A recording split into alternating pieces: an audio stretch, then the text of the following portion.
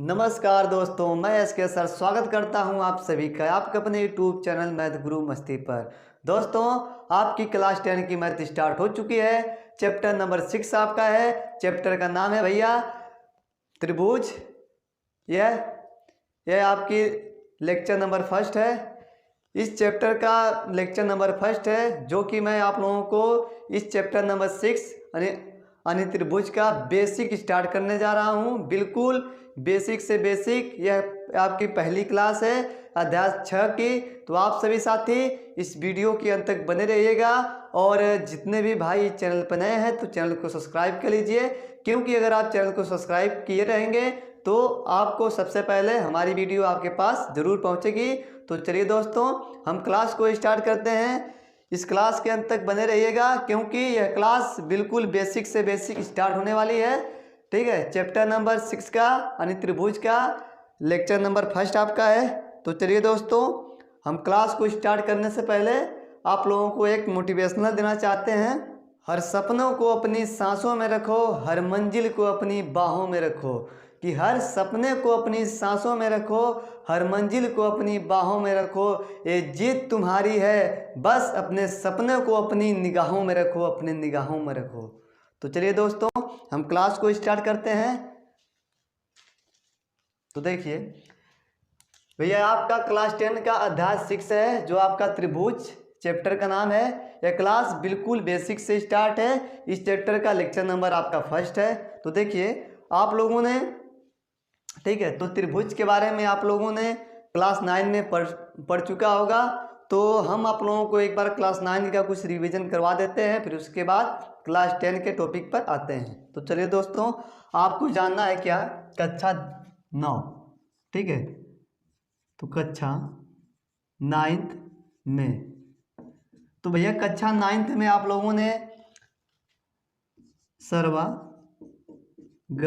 समता के बारे में,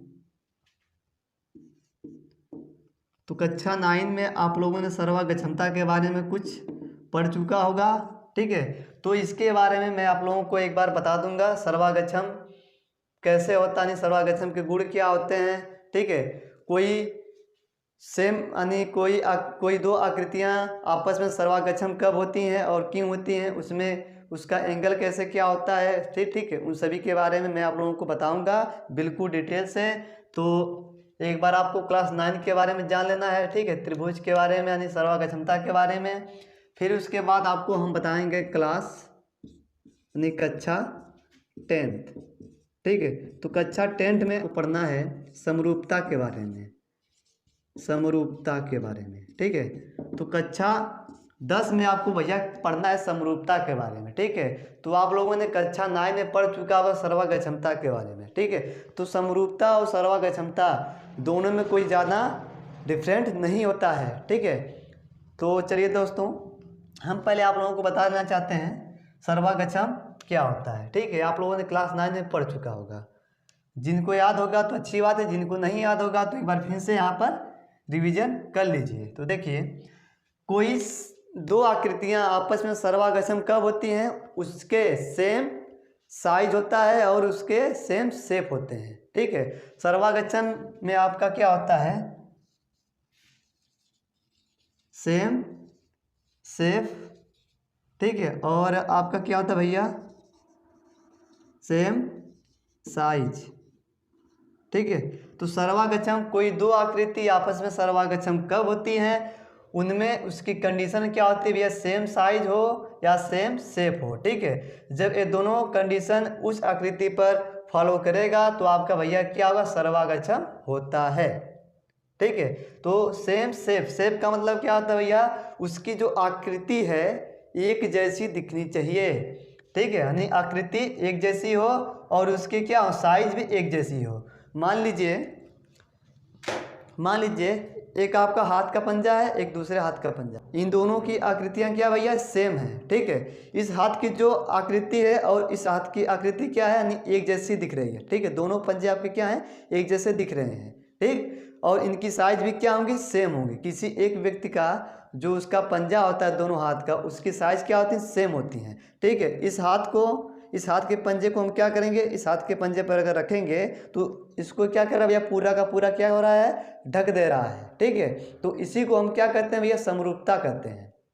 ठीक, इस हाथ का पंजा क्या होगा, जो ये दोनों आपस में क्या है भैया, समरूपता का क्या है, गुण है। ठीक है, इसकी साइज क्या है भैया, सेम है, और इसकी आकृति क्या है, सेम है। यानी किसी व्यक्ति के दोनों हाथों के जो पंजे होते हैं उनकी साइज क्या होती है, सेम होती हैं, और दोनों क्या होते हैं, एक जैसे दिखते हैं। ठीक है, जो इसको क्या कहते हैं, पूरा पूरा जब ढक देता है, इसी गुण को हम क्या कहते हैं भैया, समरूपता कहते हैं। ठीक है, सॉरी, इसी गुण को हम क्या कहते हैं भैया, सर्वागक्षमता कहते हैं। ठीक, इसको क्या कर रहा है भैया, पूरा पूरा क्या हो रहा है, ढक दे रहा है, तो इसको हम क्या कहेंगे, सर्वागक्षम है।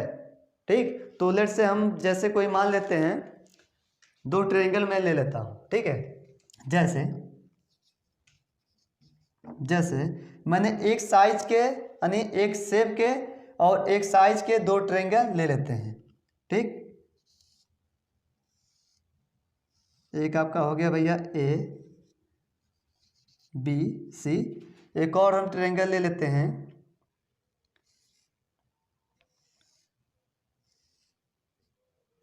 एक और हम ट्रायंगल ले लेते हैं डी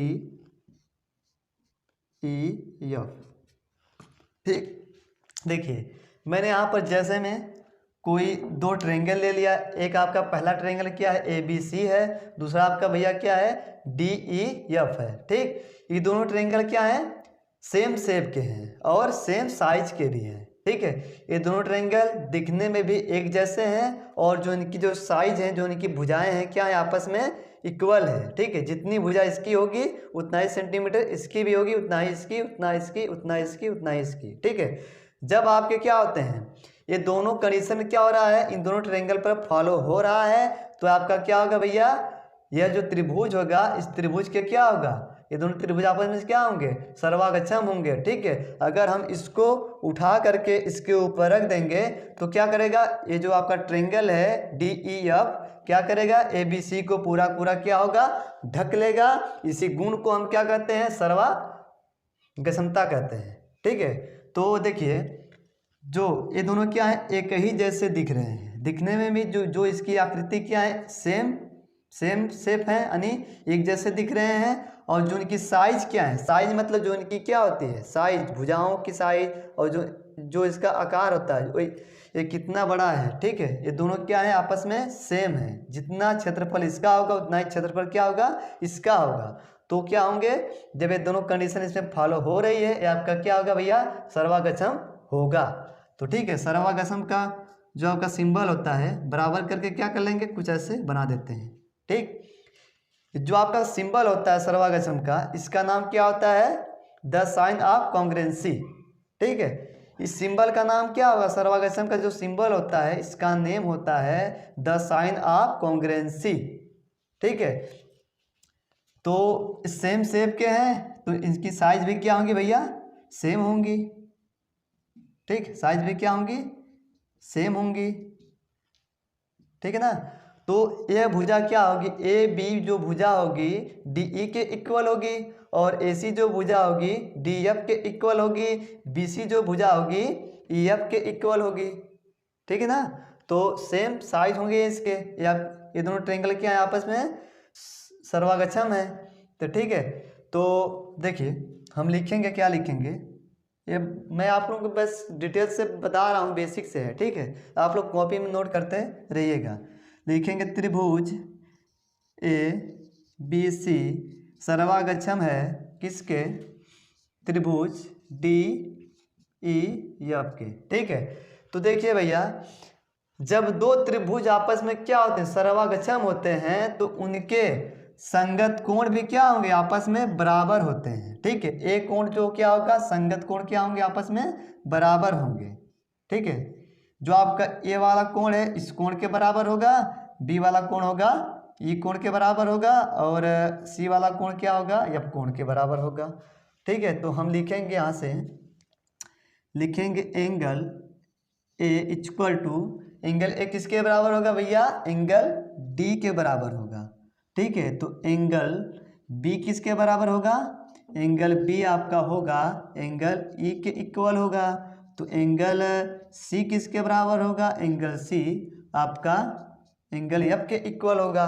ठीक है, जब दोनों संगत कोण आपस में क्या होते हैं, क्या होंगे? जब संगत कोण आपस में क्या होते हैं? बराबर होते हैं, तो इनकी संगत भुजाएं भी क्या होती हैं? आपस में बराबर होती हैं।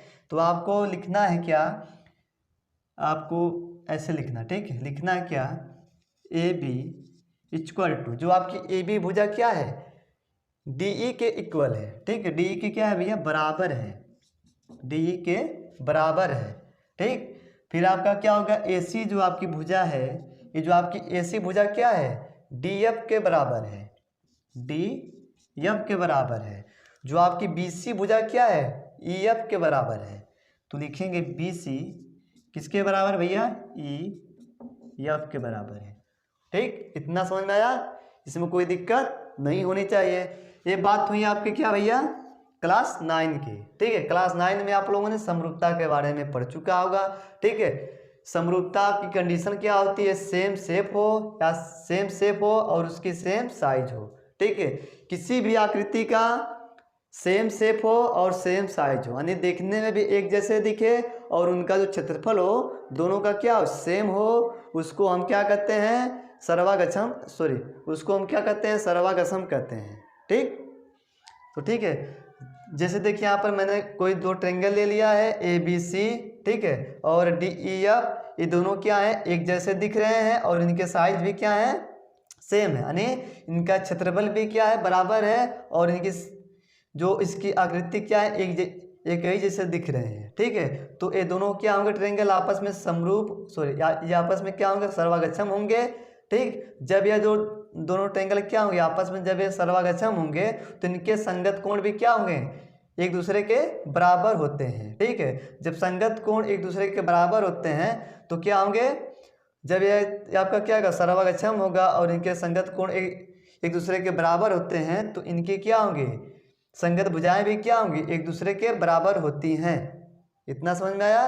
ये आपकी बात हुई क्या? क्लास 9 की। ठीक है, अब हम आते हैं क्या? क्लास 10 में आपको क्या करना भैया? समरूपता के बारे में पढ़ना है।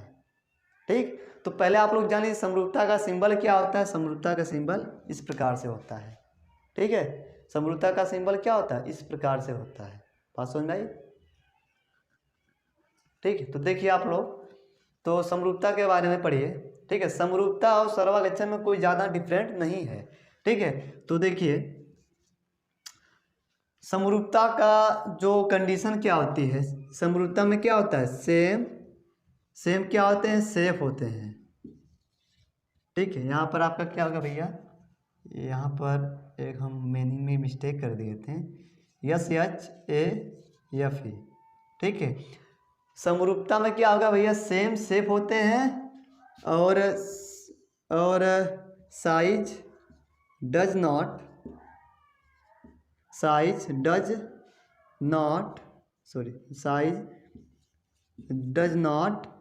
मैटर। ठीक है, तो भैया देखिए समरूपता में जो समरूपता की कंडीशन होती है, समरूपता में सेम शेप होते हैं लेकिन साइज डज नॉट मैटर, यानी साइज में कोई बदलाव हो या न हो उससे कोई मतलब नहीं होता है। बात समझ में आई? समरूपता में कोई भी दो आकृति हो उसके क्या हो? शेप सेम हो, यानी वह दोनों आकृति एक दूसरे में दिखने में क्या हो? सेम दिखे, यानी एक दूसरे को क्या है? एक ही जैसे दिखें, लेकिन जो उसका साइज होता है, जो उसका आकार होता है, चाहे बड़ा हो चाहे छोटा हो, इससे कोई मतलब नहीं होता है। यह कंडीशन किस में केवल होती है? समरूपता में होती है। ठीक है, आप लोग इसके पहले वाले क्लास 9 में पढ़ चुके हैं। सर्वागछम में क्या होता है? सेम शेप होती है और सेम आकृति होती है। ठीक है, आकृति भी क्या हो? एक दूसरे में, यानी एक दूसरे के जैसे दिखें, और जो उसका क्षेत्रफल क्या हो? एक दूसरे का, यानी एक का जो क्षेत्रफल होगा और दूसरे का जो क्षेत्रफल होगा उन दोनों का क्या होगा? सेम होता चाहिए। ठीक है, तो आपका क्या होता है भैया? सर्वागछम होता है। लेकिन समरूपता में आपका क्या है? सेम शेप तो होते हैं लेकिन साइज डज नॉट मैटर, यानी कोई भी आकृति जो क्या हो? एक दूसरे के जैसे दिखे लेकिन उसका जो क्षेत्रफल है, जो उसका आकार, जो उसका साइज है, वो क्या हो? चाहे छोटा हो चाहे बड़ा हो, इससे कोई मतलब नहीं होता है। ठीक है, जैसे मैं आप लोगों को एक एग्जांपल ले लेते हैं। ठीक, जैसे मान लीजिए मैंने यहाँ पर दो त्रिभुज ले लिया। ठीक, ट्रायंगल मैं छोटा बना रहा हूँ। ठीक है, तो ABC मैं यहाँ पर कोई नाम दे रहा हूँ। ठीक है, मान लीजिए इसमें ABC नहीं लेते, इसमें हम ले लेते हैं PQR। ठीक है, एक और ट्रायंगल ले लेते हैं सेम इसी के जैसे, यानी इसी साइज के जैसे। मैं यहाँ पर एक और ट्रायंगल ले लेते हैं। ठीक है, इसका नाम हम ले लेते हैं XYZ।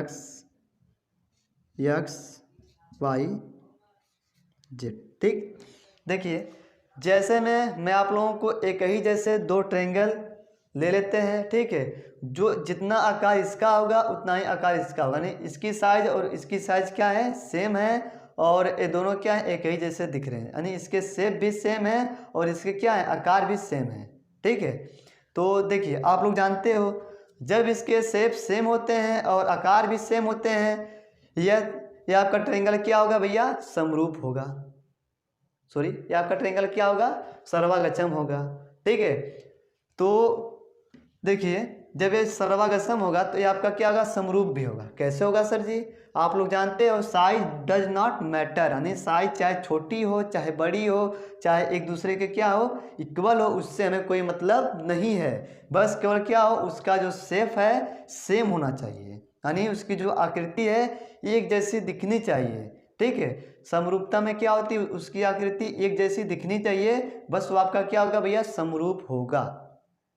ठीक, तो देखिए ये जो आपके ट्रायंगल है PQR और XYZ, ये आपके क्या है, इसके शेप भी क्या है, सेम है, और इसके साइज भी क्या है, सेम है। जब शेप सेम है और साइज सेम है तो ये दोनों ट्रायंगल आपस में क्या होंगे, सर्वागछम होंगे। तो लिखेंगे यहाँ पर हम ट्रायंगल PQR, ये क्या है भैया, एक दूसरे के क्या हैं, सर्वागछम है। ठीक है, किसके हैं, ट्रायंगल XYZ के। ठीक, ये क्या है भैया, सर्वागछम है, सर्वागछम है। ठीक, देखिए और ये ट्रायंगल क्या होंगे, एक दूसरे के समरूप भी होंगे। ठीक है, समरूप में आपका क्या, साइज पे कोई मतलब नहीं होता है, साइज चाहे छोटी हो चाहे साइज क्या हो, बड़ी हो, उससे में कोई मतलब नहीं है। तो ये दोनों ट्रायंगल क्या होंगे, समरूप भी होंगे। तो लिखेंगे ट्रायंगल PQR इक्वल टू, यानी क्या होगा भैया, समरूप होगा। समरूप का सिंबल क्या होता है, इस प्रकार से होता है। तो ट्रायंगल XYZ ये आपका क्या होगा, समरूप होगा, समरूप है। ठीक है, तो यहाँ से आप लोगों को यह पता चला कि जितने भी ट्रायंगल यानी जितने भी आकृतियाँ सर्वागछम होती हैं वह सब के सब क्या होंगे, समरूप भी होती हैं। बात सुन आई, दुनिया में जितने भी आकृतियां हैं वह एक दूसरे के क्या है, सर्वागछम हैं, तो वह क्या होंगे, एक दूसरे के समरूप भी होंगे, जैसे आप यहाँ से समझ सकते हैं। ठीक है, ये दोनों आकृतियां क्या हैं, एक दूसरे के सर्वागछम हैं। ठीक है, इसके साइज भी क्या है, इन दोनों के साइज भी सेम है और इन दोनों का शेप भी क्या है, सेम है। तो ये दोनों क्या है, आपस में सर्वागछम हैं। तो जितने भी आकृतियां एक दूसरे के क्या होती हैं, सर्वागछम होती हैं, उनको हम क्या कहते हैं, वह आकृतियां एक दूसरे के समरूप भी होती हैं। लेकिन क्या, अगर हम क्या कर दें, इसकी साइज यानी एक की साइज इतना ही रहने देते हैं और दूसरे ट्रायंगल की साइज क्या कर दें हम, या तो इससे छोटी कर दें या तो इससे क्या कर दें, बड़ी कर दें, तो आपका क्या होगा भैया, समरूप तो होगा लेकिन सर्वागछम नहीं होगा। बात समझ में आई। मान लीजिए इन दोनों में से किसी एक ट्रायंगल की साइज हम इतना ही रहने देते हैं और इस ट्रायंगल की साइज क्या कर दें हम, इससे क्या कर दें, या बड़ी कर दें। PQR के यार जो आपका ट्रायंगल है, इस ट्रायंगल से XYZ का जो साइज है इसका क्या कर दें हम, इसको क्या कर दें, इस ट्रायंगल से हम क्या कर दें, छोटा कर दें, या इस ट्रायंगल से क्या कर दें हम, बड़ा कर दें, तो यह आपका क्या होगा, समरूप होगा लेकिन सर्वागछम नहीं होगा मेरे दोस्त। बात सुन भाई। देखिए हम यहाँ पर एक और ट्रायंगल ले लेते हैं, इधर आपको दिख रहा होगा, देखिए ले लेते हैं ट्रेंगल ले लेते हैं आपका, सेम ट्रेंगल ले लेते हैं, बात सुन भाई, PQR, ठीक। और एक आपका ट्रेंगल ले लेते हैं, इससे क्या कर लेते हैं, इससे बड़ा ट्रेंगल ले लेते हैं, इससे बड़ा ले लेते हैं, XYZ, ठीक है। तो देखिए जो आपका PQR जो आपका ट्रेंगल है वो क्या है, XYZ के ट्रेंगल की जैसे क्या है दिख रहा है, यानी इसका जो शेप है क्या है, सेम है, यानी जो इसकी आकृति क्या है, इसके जैसे दिख रही है, ये दोनों आकृति में क्या है, बराबर हैं, ठीक है, सेम आकृति के हैं। लेकिन जो इन दोनों ट्रेंगल की जो साइज है वो क्या है भैया, एक दूसरे से क्या है, कम और ज़्यादा है, ठीक है। जब साइज सेम नहीं होती है तो आपका ये ट्रेंगल क्या होगा, समरूप होगा, बात सुन रहे, ये ट्रेंगल आपका क्या होगा भैया, समरूप होगा, सर्वागसम नहीं होगा, ठीक है। तो यहाँ पर हम लिखेंगे, तो आप लोगों को दिख रहा होगा इधर, यहाँ पर हम लिखेंगे ट्रेंगल, PQR, ये क्या है, एक दूसरे के समरूप, एक दूसरे का सर्वागसम नहीं है। ट्रेंगल XYZ के क्या भैया, सर्वागसम नहीं है, ठीक है, यहाँ पर नहीं लिख देते हैं,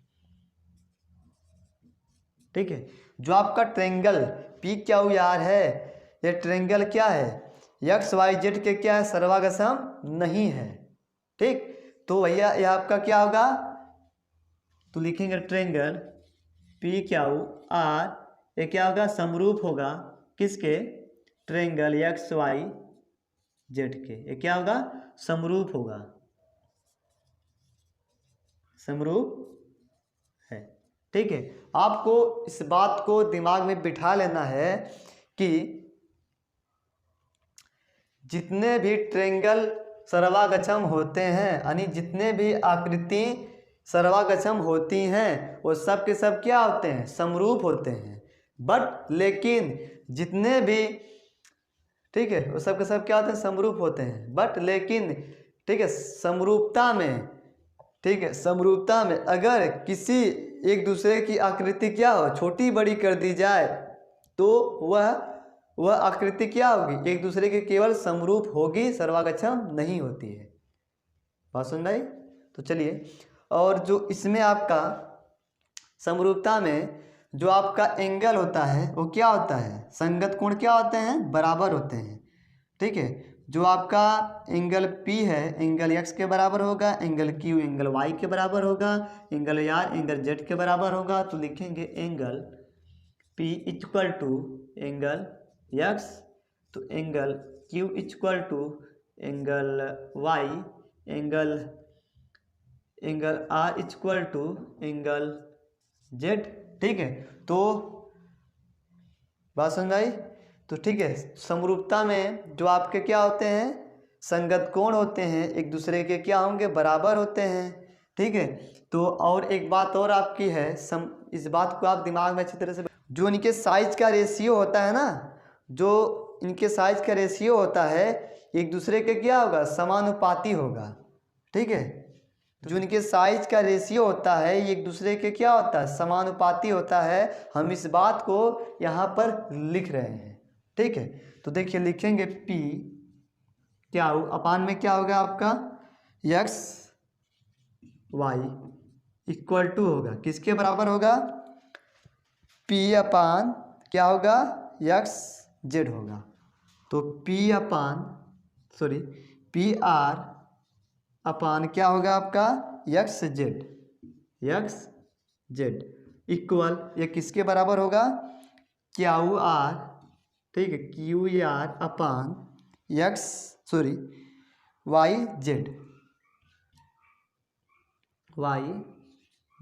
ठीक है। जो इनके साइज का, ठीक है, जो इनके साइज का रेशियो होता है एक दूसरे के क्या होता है, समानुपाती होता है, ठीक है। जो इनके साइज का रेशियो क्या होता है, एक दूसरे के क्या होता है, समानुपाती होता है। बात सुन भाई, आप लोग एक बात और जान लीजिए, समरूपता में जितने भी आकृति ठीक है, जितने भी ट्रेंगल एक दूसरे के क्या होते हैं, समरूप होते हैं। ठीक है, उनकी जो साइज होती हैं, जो उनकी साइज होती हैं क्या होती हैं, एक दूसरे के बराबर नहीं होती हैं। ठीक है, फिर उनका क्या होता है, उनका जो साइज का जो रेशियो होता है एक दूसरे के क्या होता है, समानुपाती होता है। बात समझ आई? उनकी जो साइज का रेशियो होता है एक दूसरे के क्या होता है, समानुपाती होता है। ठीक, तो यह बात हुई, क्या हुई, बेसिक आपका यह है। ठीक है, तो हमने बताया आप लोगों को क्लास 9 में आप लोग सर्वागच्छम के बारे में पढ़ चुके हैं, उसके बारे में कुछ बेसिक मैंने आप लोगों को बताया। फिर उसके बाद आपको क्लास 10 में जो चैप्टर नंबर 6 है, चैप्टर का नाम भैया आपका क्या, त्रिभुज है। इसमें आपको क्या पढ़ना है, समरूपता के बारे में पढ़ना है। ठीक है, तो इसके बारे में मैंने आप लोगों को कुछ बेसिक से बता चुका हूँ। तो अगर किसी भाई को इस बेसिक में कोई डाउट है तो आप लोग वीडियो के कमेंट बॉक्स में अपने डाउट को पूछ करके क्लियर कर सकते हैं। तो चलिए अब हम इसको रब करेंगे। एक बात और आप लोग जान लीजिए, इस चैप्टर में, ठीक है, जो आपका त्रिभुज चैप्टर है, इस चैप्टर में आप लोगों को जितना हो सके आप लोग इसका रिवीजन करेंगे। ठीक है, जितना हो सके आप लोग इसका प्रैक्टिस करेंगे, उतना ही आपके लिए बहुत आसानी होगा। बात समझ आई? चैप्टर नंबर जो आपका 6 है, जो इसमें आपका एक्सरसाइज 6.1 है, वो तो मान लीजिए एकदम डीपली एकदम ईजिली है। ठीक है, सरल है, वो आपको कुछ समझ में आ जाएगा। बस उसमें क्या करना है, आपको बस केवल समझाना है। लेकिन जैसे जैसे आप 6.2 पे जाएंगे, 6.3 पे जाएंगे, 6.4 पे जाएंगे, उतना आपका क्या होगा, क्वेश्चन भी कठिन होते चले जाएंगे। ठीक है, तो इसके लिए आपको क्या करना पड़ेगा, रिवीजन करना पड़ेगा और आपको प्रैक्टिस भी करना पड़ेगा। जितना हो सके आप इस प्रश्नावली के क्वेश्चन को सोल्व करेंगे, इस चैप्टर के क्वेश्चन को सोल्व करेंगे और रिवीजन करेंगे, उतना ही आपको क्या होगा, समझ में अच्छे तरह से आएगा। ठीक है, तो चलिए हम इसको रब करते हैं। और जो आपका प्रश्नावली 6.1 है, उस प्रश्नावली को आपको सोल्व करना है। मैं आपको सोल्व करके बताऊंगा, बिल्कुल उसमें समझाना है और आप लोग समझ जाएंगे उसको। एकदम इजीली है, सरल है। तो चलिए आप लोग वीडियो के अंत तक बने रहिए। अब हम इसको क्या करते हैं, रफ करते हैं। दोस्तों आपको बेसिक पता है, आप लोग एक्सरसाइज 6.1 के सभी क्वेश्चन को आप सोल्व कर सकते हैं। ठीक है, तो देखिए हम आप लोगों को एक्सरसाइज 1.6 के क्वेश्चन को मैं आप लोगों को सोल्व करूंगा और समझाऊंगा कैसे कैसे क्या है। ठीक है, तो देखिए पहला क्वेश्चन आपका क्या है, कोष्टकों में दिए शब्दों में से सही शब्द का प्रयोग करते हुए रिक्त स्थानों की पूर्ति कीजिए। ठीक है, हमें क्या करना, जो आपका रिक्त स्थान है, जो आपके शब्द दिए गए हैं कोष्टक में, इन सभी शब्द को क्या करेंगे, सही शब्द चुन करके इस रिक्त स्थान को क्या करेंगे, भरेंगे। इस टाइप का जो क्वेश्चन होता है आपका 1 नंबर का पूछा जाता है। ठीक, तो देखिए और हम इसको सोल्व करेंगे। तो देखिए सभी वृत्त होते हैं। ठीक है, तो सभी वृत्त क्या होते हैं, सर्वागच्छम होते हैं या समरूप होते हैं, दो ही बात होगी आपके पास। जितने भी वृत्त होंगे, इस दुनिया के जितने भी सर्किल होंगे, वो आपके क्या होंगे, सर्वागच्छम होंगे या समरूप होंगे। आप लोग जानते हो सर्वागच्छम कैसे होता है और समरूप कैसे होता है। ठीक है, तो हम यहाँ पर क्या करेंगे, लेट से सारे वृत्त बना लेंगे। ठीक है, अलग अलग साइज के बनाएंगे और शेप, यानी सभी वृत्त का जो शेप होता है वो सेम होता है, लेकिन साइज क्या होगी, छोटी बड़ी होती है। तो हम क्या करेंगे, अलग अलग साइज के बना लेंगे। ठीक है, एक वृत्त छोटा है, एक तो बड़ा है। ये अंडा क्यों बन रहा भाई, वृत्त बन जा। ठीक, देखिए एक इतना बड़ा है, एक इतना बड़ा है। ठीक है, एक इतना बड़ा है। ठीक, देखिए सभी वृत्त क्या होते हैं, इस संसार के जितने भी सर्किल होंगे वो सब के सब क्या होंगे, शेप, यानी जो उनके क्या होंगे, जो उनकी आकृति क्या होंगी, एक जैसे होंगी और जो उनका साइज क्या होगा, अलग अलग होता है। ठीक है, दुनिया के जितने भी सर्किल होते हैं वह क्या होते हैं, दिखने में एक जैसे दिखेंगे, लेकिन जो उनका आकार होगा, जो उनकी साइज होगी क्या होगी, अलग अलग होगी। इसलिए इस खाली स्थान में क्या भरा जाएगा भैया, समरूप भरा जाएगा। ठीक है, सभी वृत्त क्या होते हैं भैया, समरूप होते हैं, सर्वागच्छम नहीं होते हैं। आप लोग जानते हो सर्वागच्छम के लिए क्या होना चाहिए, सेम शेप हो और सेम साइज हो। ठीक है, दिखने में भी एक जैसे दिखे और जो उनका साइज होगा, जो उनका आकार होगा सेम होना चाहिए, तब आपके क्या होते हैं भैया, सर्वागच्छम होते हैं। बात समझ में आई। लेकिन समरूप में क्या होता है, साइज में यानी साइज का कोई मतलब नहीं होता, साइज चाहे छोटी हो चाहे बड़ी हो, इससे हमें कोई मतलब नहीं है। लेकिन उसका क्या होना चाहिए, आकृति क्या हो, सेम, यानी जो इसकी आकृति क्या हो, एक जैसी दिखनी चाहिए, वो आपके क्या होते हैं, समरूप होते हैं। ठीक है, तो सभी वृत्त क्या होंगे भैया, समरूप होंगे, समरूप होते हैं। ठीक, ये आपका क्या हो जाएगा, इसमें भरा जाएगा। दूसरा देखिए क्या होता है, सभी वर्ग होते हैं, तो सभी वर्ग क्या होते हैं, समरूप होते हैं या सर्वागच्छम होंगे। तो सभी वर्ग क्या होंगे भैया, समरूप होंगे। ठीक है, हम इसको रब करते हैं और ढेर सारा क्या बनाएंगे, वर्ग बनाएंगे।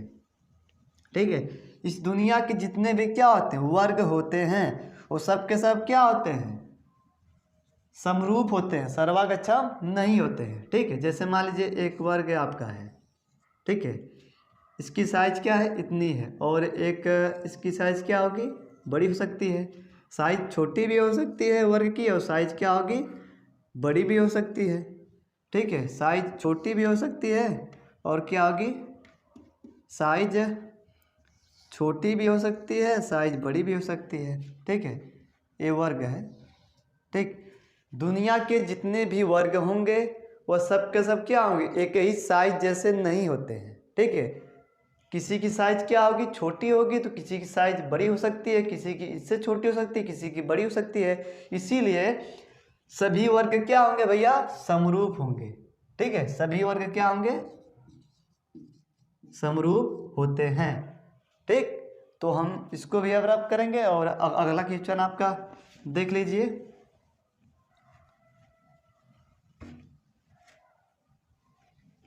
क्वेश्चन नंबर आपका जो थर्ड है, ठीक है, फर्स्ट का जो थर्ड है, ये क्या कहता है, सभी त्रिभुज समरूप होते हैं। ठीक है, तो ब्रैकेट में आपका दे दिया है समद्विबाहु होगा इसमें कि समबाहु होगा इसमें। ठीक है, तो आपको पहले जानना होगा कि समद्विबाहु त्रिभुज कैसे बनता है। ठीक है, मैं यहाँ पर अलग अलग समद्विबाहु त्रिभुज का कुछ आकृति यहाँ पर ले लेता हूँ आप लोगों को समझाने के लिए। ठीक है, तो समद्विबाहु में क्या होता है, दो भुजाएं एक दूसरे के क्या होती हैं भैया, समान होती हैं। ठीक है, इसकी भुजा मान लीजिए क्या है भैया, 5 सेंटीमीटर है, तो ए वाली भी क्या होगी, 5 सेंटीमीटर होगी। ठीक है, ये दो भुजाएं क्या होती हैं, आपस में समान होती हैं, उसको हम क्या कहते हैं, समद्विबाहु त्रिभुज कहते हैं। एक और ट्रायंगल ले लेते हैं समद्विबाहु त्रिभुज का।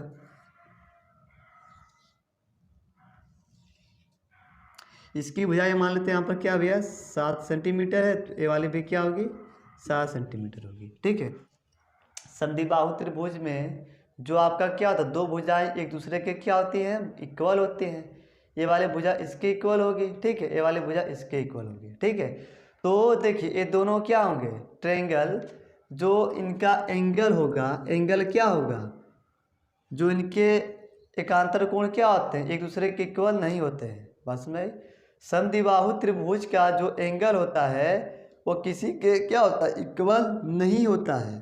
ठीक है, तो और जब इसके एंगल नहीं इक्वल होंगे, ठीक है, और इनकी क्या होगा, भुजाएं का जो जो इनके रेशियो का जो क्या होगा, अनुपात होगा, वह समानुपाती नहीं होगा। ठीक है, इनके रेशियो का क्या होगा, इनकी भुजाओं का जो अनुपात होगा एक दूसरे के क्या होंगे, समानुपाती नहीं होंगे। जब एक कंडीशन नहीं होती है तो आपके क्या होंगे, यस, यह त्रिभुज आपका क्या होगा, समरूप नहीं होता है। ठीक है, तो आप लोग जान जाइए कि जो आपका समद्विबाहु त्रिभुज होता है वह समरूप नहीं होता है। बात समझ, समद्विबाहु त्रिभुज समरूप नहीं होता है। ठीक है, तो फिर इसमें क्या भरा जाएगा, अब हम देखेंगे समबाहु त्रिभुज को। ठीक है, इसको हम रब कर, हम समबाहु त्रिभुज, ये आपका क्या होगा, समद्विबाहु, समद्विबाहु। ठीक है, ये आपका क्या है, समद्विबाहु का ट्रायंगल है। ठीक है, अब यहाँ पर देखेंगे समबाहु का, समबाहु का। ठीक है, समबाहु में क्या होता है, जिनके क्या हो, सभी भुजाएं क्या हो भैया, समान हो। ठीक है, जिनकी क्या हो, सभी भुजाएं क्या हो, समान हो। देखिए, ठीक है, तो इस ट्रायंगल की क्या होंगे, सभी भुजाएं क्या होंगे, समान होंगे। अगर हम इसको मान रहे हैं 6 सेंटीमीटर, तो ये आपका भी क्या होगा भैया 6 सेंटीमीटर होगा, ये भी क्या होगा 6 सेंटीमीटर होगा। ठीक है। समबाहु में क्या होता है, समबाहु मतलब समान भुजाओं वाला ट्रायंगल। ठीक है, उससे हम क्या कहते हैं, समबाहु त्रिभुज कहते हैं। ठीक है, एक आपका क्या हो गया, इन सभी का जो भुजाएं क्या होंगी भैया समान होंगी। तो समबाहु का जो एंगल क्या होता है भैया 60 डिग्री का होता है। समबाहु का जितने भी एंगल होते हैं वो क्या होते हैं भैया 60 डिग्री के होते हैं। ठीक है, एक और हम एग्जांपल ले लेते हैं समबाहु का, इससे क्या करेंगे, एक और ट्रायंगल हम ले लेते हैं, इससे क्या लेंगे, बड़ा ले लेते हैं। ठीक है, एक ट्रायंगल ले लेते हैं, इससे क्या है भैया बड़ा है, वो भी आपका क्या है समबाहु है। ठीक है, समबाहु है तो इसकी भुजा हम मान लेते हैं क्या भैया 7 सेंटीमीटर है, 7 सेंटीमीटर। ठीक, तो समबाहु के जो एंगल होते हैं वो क्या होंगे भैया 60 डिग्री के होते हैं, सब के सब, यानी तीनों एंगल क्या होते हैं, तीनों कोण क्या होते हैं 60 डिग्री के होते हैं। ठीक है, तो अब देखिए आप लोग जानते हो, देखिए जो ये दोनों ट्रायंगल क्या हैं एक जैसे दिख रहे हैं। ठीक है, आकृति में क्या है सेम है, और जो इनके एंगल क्या है, एंगल भी क्या है, एकांतर कोण क्या है एक दूसरे के बराबर है। ठीक है, तो आप लोग जानते हो, ठीक है, समबाहु जो ये आप लोग जानते हो, समरूप जो आपका समरूप कब होता है, कोई ट्रायंगल समरूप कब होता है, जब वह क्या हो आकृति में एक जैसे दिखे और उनके संगत कोण क्या हो एक दूसरे के बराबर होते हैं, वो आपके क्या होते हैं भैया समरूप होते हैं। ठीक है, तो वह दोनों ट्रायंगल क्या होंगे एक दूसरे के समरूप होते हैं। तो इसमें आपको क्या लिखा जाएगा समरूप, सॉरी इसमें आप लिखेंगे समबाहु, समबाहु। ठीक है, सभी समबाहु त्रिभुज क्या होते हैं समरूप होते हैं। ठीक है, इसके साइज जो इसका आकार होता है उससे हमें कोई मतलब नहीं होता है, साइज से कोई मतलब नहीं है। ठीक है, बस केवल एक जैसे दिखने चाहिए और उनके एंगल भी क्या होने चाहिए एक दूसरे के इक्वल होने चाहिए, वो आपके क्या होते हैं भैया समरूप होते हैं। ठीक है, दुनिया के जितने भी समबाहु त्रिभुज होंगे वो सब के सब क्या होंगे भैया समरूप होंगे। बात सुन रही, ये आपका भी क्वेश्चन सोल्व हो गया। अब देखिए चौथा क्वेश्चन है आपका। ठीक है, तो चौथा क्वेश्चन आपका क्या है, क्या कहता है, भुजाओं की समान संख्या वाले दो बहुभुज समरूप होते हैं यदि फर्स्ट आपका है उनके संगत कोण हो तथा सेकंड आपका है उनकी संगत भुजाएं हो। ठीक है, बराबर होंगे, ये दोनों जो आपके ऑप्शन है किसमें भरे जाएंगे, तो बराबर इसके स्थान पे होगा कि इसके स्थान पे होगा, इसको इसके स्थान पे। ठीक है, तो देखिए दो बहुभुज समरूप कब होते हैं, यानी दो त्रिभुज समरूप कब होते हैं, दो आकृतियां समरूप कहलाती हैं। ठीक है, दो आकृतियां समरूप कब कहलाती हैं, जब उनके दो आकृतियां समरूप कहलाती हैं।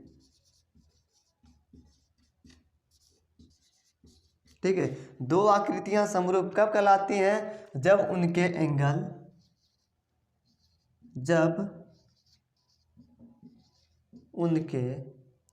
एंगल यानी कोण बराबर होते हैं। ठीक है, दो आकृतियां समरूप कब कहलाती हैं, यानी दो ट्रायंगल समरूप कब कहलाते हैं, जब उनके कोण बराबर होते हैं और उनके भुजाओं का समानुपाती रेशियो बराबर होता है और उनके भुजाओं का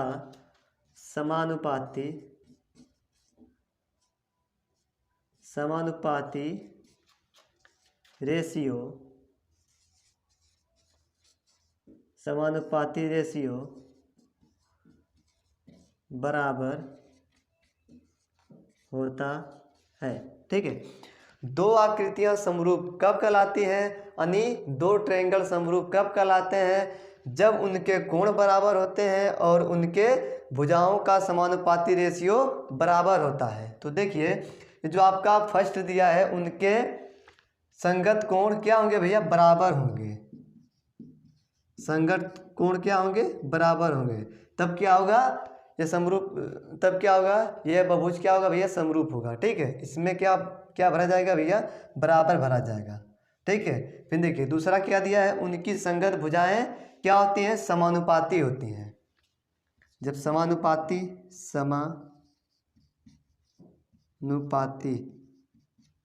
ठीक है, उनकी संगत भुजाएं क्या होती हैं भैया, समानुपाती होती हैं। ठीक है, तभी आपका क्या होगा, दो बहुभुज समरूप होते हैं। ठीक है, तो देखिए क्वेश्चन नंबर फर्स्ट के सभी पार्ट सोल्व हो चुके हैं। अब हम इसको रब करेंगे और क्वेश्चन नंबर सेकंड और क्वेश्चन नंबर थर्ड को सोल्व कर लेते हैं। तो चलिए दोस्तों हम इसको रब करते हैं। तो देखिए दोस्तों, क्वेश्चन नंबर सेकंड आपका है, दिया निम्नलिखित युग्मों के दो भिन्न भिन्न उदाहरण दीजिए। ठीक है, तो हमें क्या करना है, इन सभी का क्या करना है, दो उदाहरण देना है। ठीक है, देखिए फर्स्ट दिया है समरूप आकृतियां। ठीक है, समरूप आकृतियां का उदाहरण देना है। ठीक है, तो देखिए हम एक सर्कल बना लेते हैं, वृत्त जिसे कहते हैं। इसकी त्रिज्या मान लीजिए कितना भैया, 3 सेंटीमीटर है। ठीक है, और एक और हम सर्कल बना लेते हैं, वो क्या है, इससे बड़ा है। इसकी त्रिज्या भैया मान लीजिए कितना है, 5 सेंटीमीटर है। ठीक है, एक सर्कल की त्रिज्या 3 सेंटीमीटर है और एक सर्कल की त्रिज्या क्या भैया, 5 सेंटीमीटर है। तो आप कह सकते हो ये दोनों आकृतियां क्या है, एक जैसे दिख रहे हैं, यानी इसके क्या शेप सेम है। और जब इसके शेप सेम होते हैं तो ये क्या होगा भैया, समरूप होगा। ठीक है, समरूप में क्या बताया है, बस केवल शेप होना चाहिए और साइज पे कोई मतलब नहीं पड़ेगा। ठीक है, साइज चाहे छोटी हो चाहे बड़ी हो, इससे कोई मतलब नहीं है। तो देखिए मैंने यहाँ पर दो एग्जाम्पल ले लिया है। ठीक है, दो आकृतियाँ ले लिया मैंने अलग अलग। ठीक है, देखिए दो युग्म है।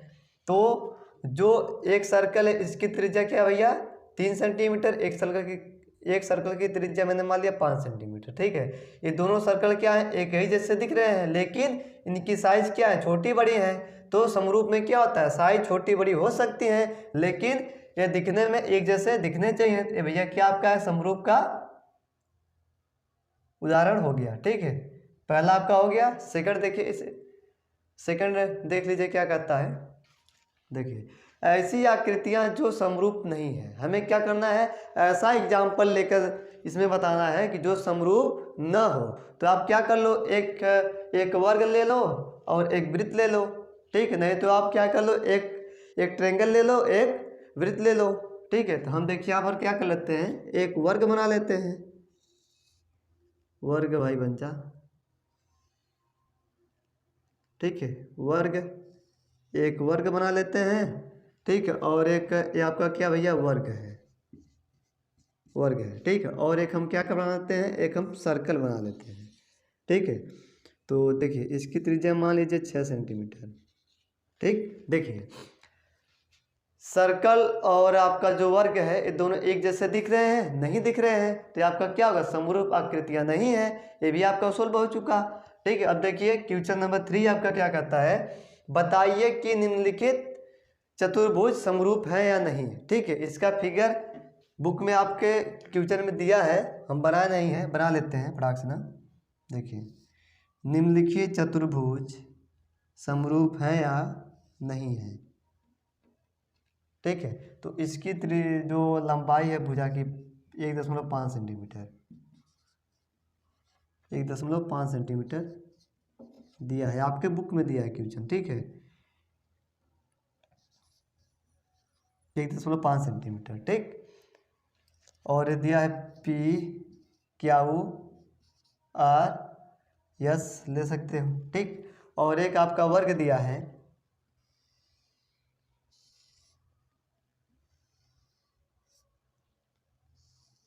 ठीक है, A B C D। ठीक, तो इसकी भुजा की लंबाई जो दिया है 3 सेंटीमीटर दिया है। ये हम अपने से नहीं लिख रहे हैं, आपके बुक में दिया है, हम लिखना भूल गए थे। ठीक है, तो 3 सेंटीमीटर दिया है, तो सबकी भुजा की लंबाई क्या भैया, 3 सेंटीमीटर है।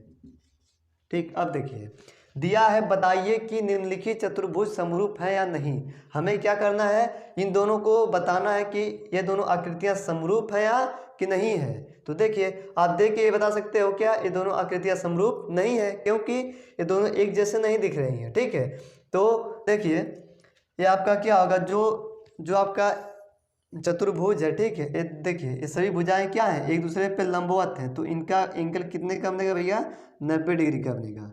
ठीक है, इसका एंगल कितने का बनेगा, 90 डिग्री का बनेगा। ठीक, और देखिए ये दोनों आकृतियां क्या है, एक जैसे नहीं दिख रही हैं, तो हम कह सकते हैं कि यह आपका दी गई आकृतियां दिए गए चतुर्भुज समरूप नहीं है। तो लिख देंगे, ठीक है, तो लिख देंगे आंसर में लिखेंगे भैया, आंसर में लिखेंगे दिए गए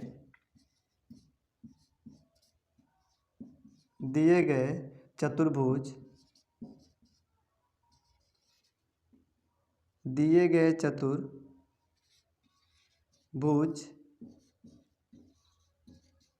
समरूप नहीं है। ठीक, तो देखिए भैया आपके एक्सरसाइज 6.1 के सभी क्वेश्चन सोल्व हो चुके हैं। अगर आप लोग इसका स्क्रीनशॉट लेना चाहते हैं तो ले सकते हैं। तो आशा करता हूं कि आप लोगों को यह वीडियो अच्छी लगी होगी, तो आप लोग वीडियो को शेयर करना मत भूलिएगा और चैनल को सब्सक्राइब करना मत भूलिएगा। दोस्तों आज के लेक्चर नंबर फर्स्ट में, ठीक है, मैं आप लोगों को अध्याय 6 का बेसिक और साथ साथ अध्याय 6 के एक्सरसाइज 6.1 के सभी क्वेश्चन को मैं सोल्व करा चुका हूं।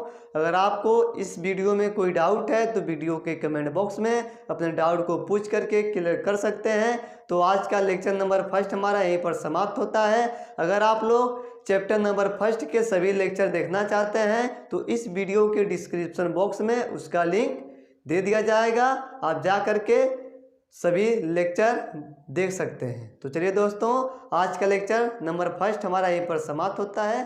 अब हम अगले दिन मिलते हैं।